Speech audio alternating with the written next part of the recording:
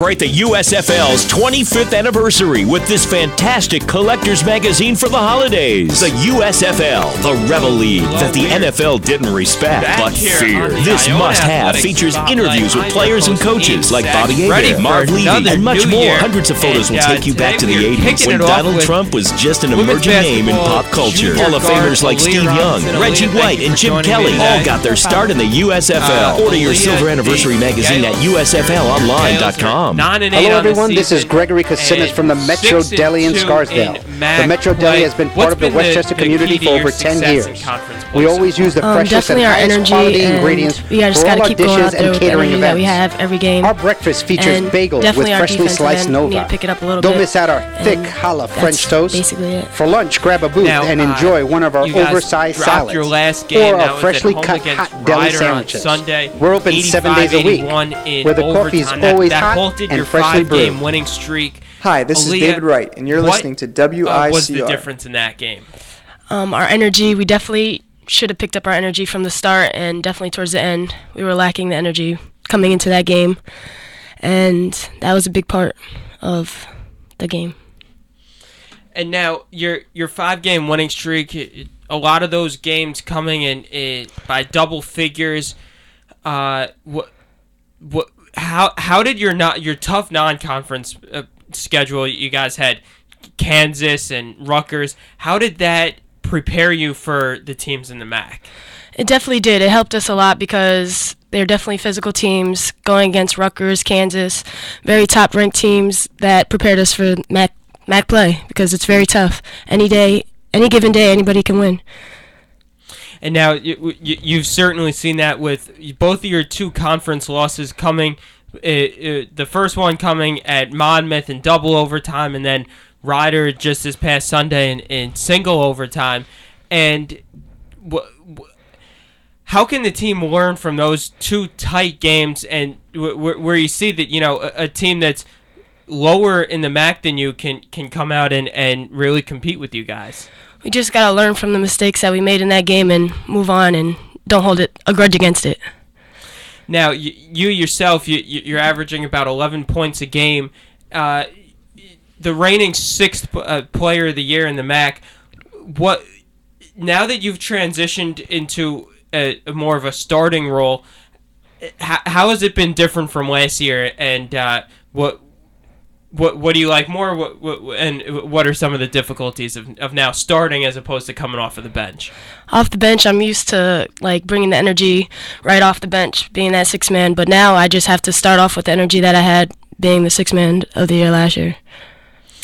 And now yourself being joined in the starting lineup by, of course, the 2 sensations of D'Amica Martinez and Joy Adams. D'Amica, the Iona all-time leading scorer, about 2,100 career points. What is it like to play with a player of her caliber?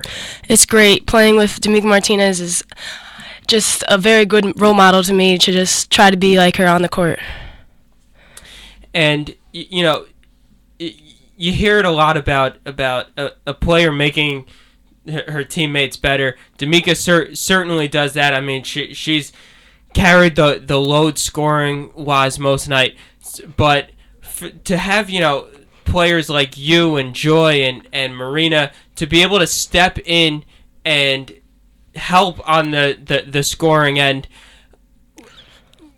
how difficult does it make Iona to be able to be beaten if you have a balanced scoring attack as the Gales do this year? It's very difficult knowing that me, Marina, Joy, and D'Amica, like you said, all score, and it's harder for the other team to guard us because they're all pressuring D'Amica, so that alleviates some of the pressure on her. And we've mentioned Joy here, the double-double machine, over 50 double-doubles in her career. To have her attack the glass, how important is it to know that when a shot goes up, she'll be there to get the rebound? It's very important because that's the key to our offense and definitely our defense because we can get out and push out in transition. And, a lot of times we'll see Joy just grab a defensive rebound and push it right up the floor herself.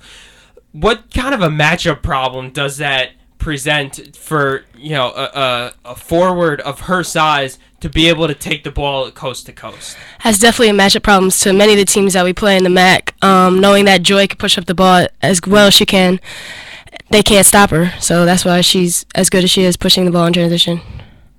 And now, you're what I like to think of as the silent assassin with your 3-point shooting. Really, I have to say you have one of the most beautiful 3-point arcing shots I've seen.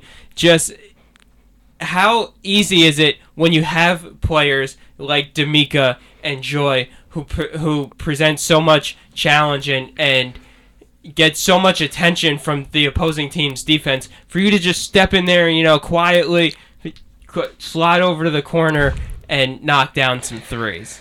It's definitely nerve-wracking at first, but Joy and Mika give me the confidence to go out there and knock down the three when they pass me the ball.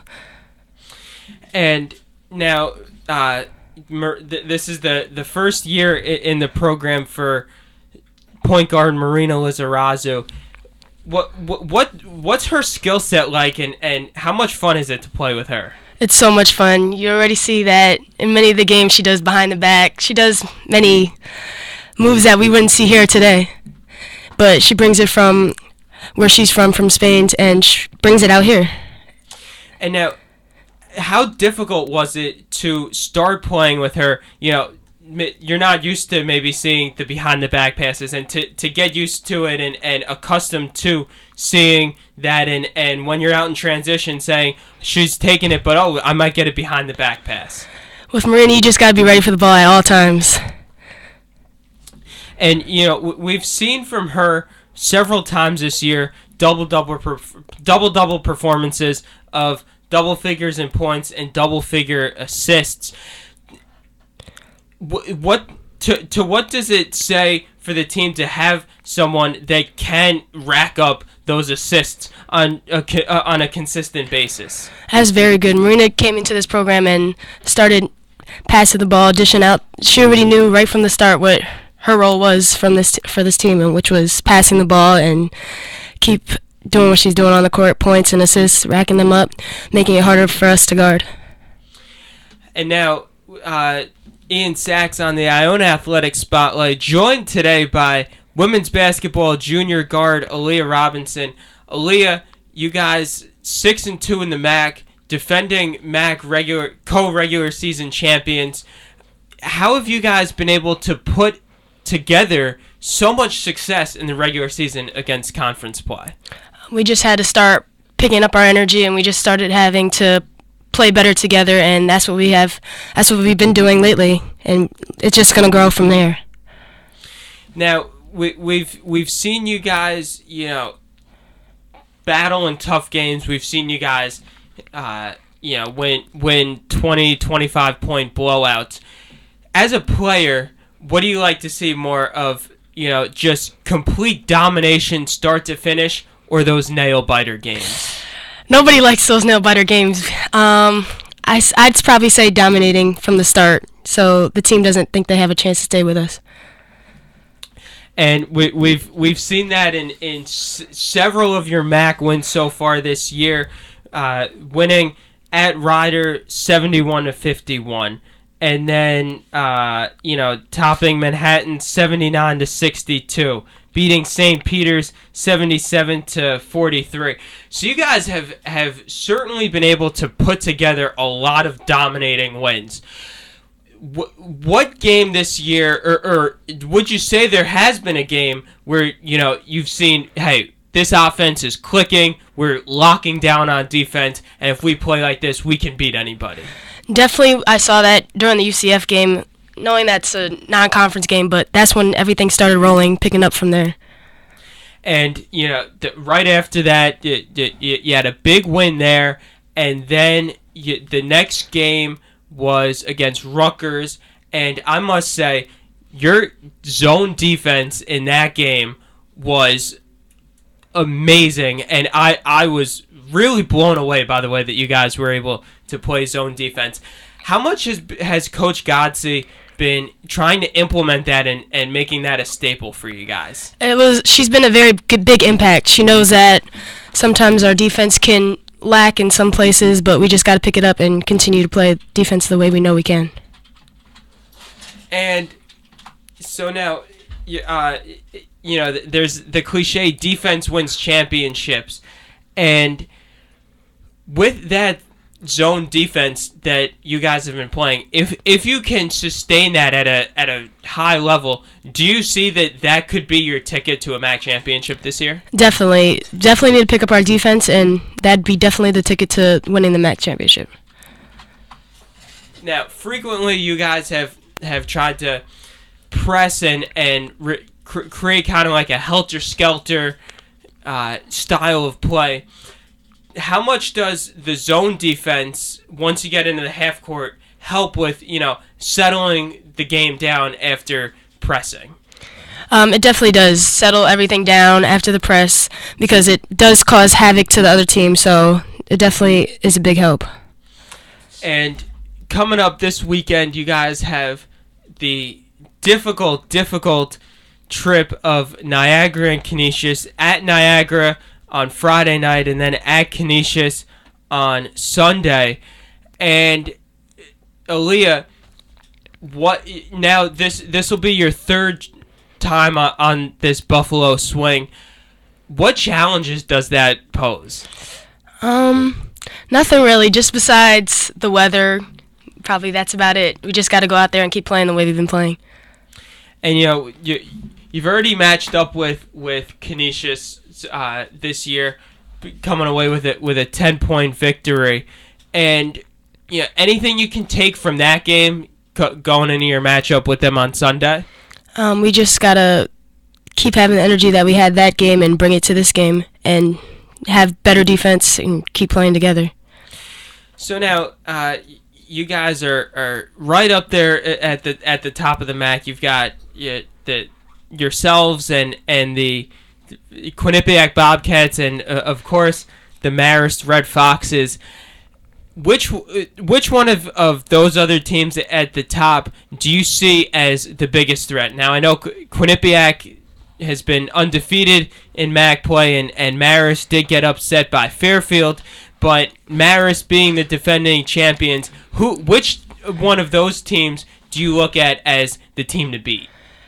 Probably Quinnipiac, because they're definitely undefeated, and we're looking forward to playing them this year. But also Marist, because we were definitely reigning co-champions, but we know we could take this over if we step up our game. And the games against those two teams are right around the corner. Marist at home on ESPN3 on January 31st, and then 10 days later, you guys travel to Quinnipiac for an 11 a.m. showdown on Monday, February 9th. And Aaliyah, what keys do you point to as being important for your success the rest of the way? Going out there and playing together, having energy, and the defense. Our defense definitely needs to pick up our press, our zone, and we could definitely be a very hard team to defend. Aaliyah, you keep stressing defense, and that's what I looked for in a champion, that you guys have been able to lock down on defense, but that is still going to be the keys to success. Aaliyah, thank you very much for joining me today, and good luck the rest of the way. Thank you.